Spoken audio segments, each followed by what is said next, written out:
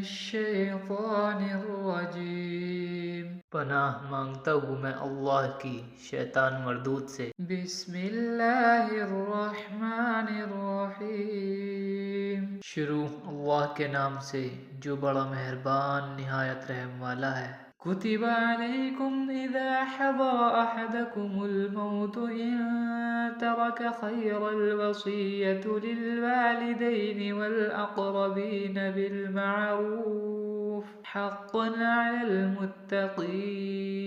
تم پر فرض کر دیا گیا ہے کہ جب تم میں سے کسی کا موت کا وقت آ جائے اگر اس نے کچھ مال چھوڑا ہو تو اپنے والدین اور رشتہ داروں کے لیے دستور کے مطابق وصیت کرے، خدا سے ڈرنے والوں پر یہ حق ہے۔ فمن بدله بعد ما سمعه فإنما إثمه على الذين يبدلونه إن الله سميع عليم۔